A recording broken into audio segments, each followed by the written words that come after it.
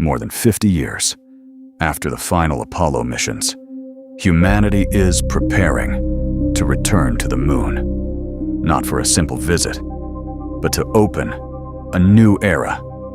The Artemis program marks the beginning of an ambitious strategy to establish a sustainable human presence beyond Earth. And at the heart of this project, one crucial mission: Artemis II. Artemis II will be the first crewed mission to leave low Earth orbit since 1972. For the first time in over 50 years, astronauts will travel hundreds of thousands of kilometers away from Earth.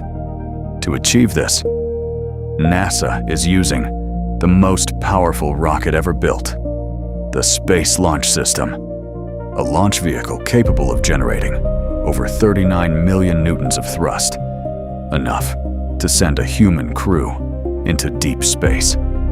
At the top of this rocket sits the Orion spacecraft, a capsule designed to survive where no human has been for decades.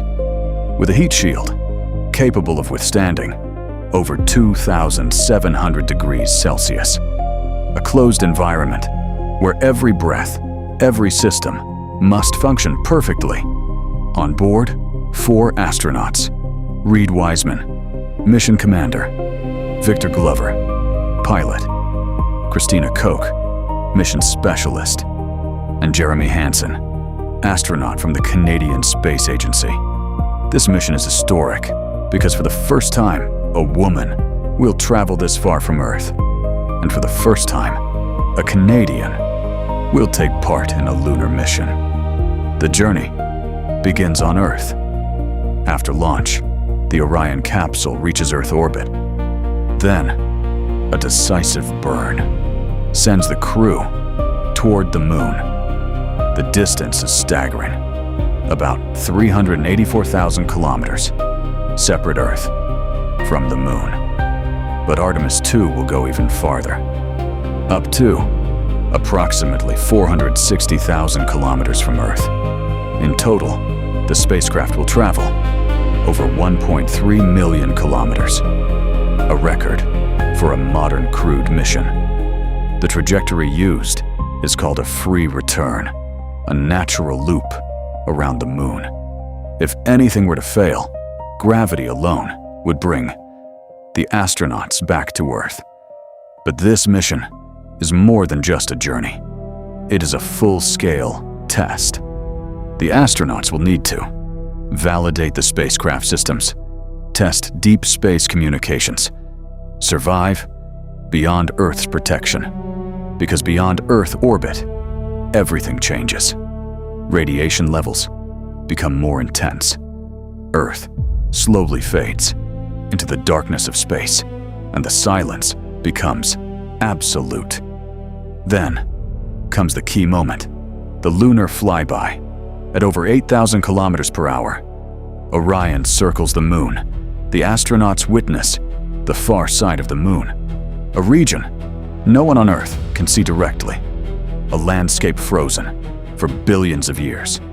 No atmosphere, no movement, no life.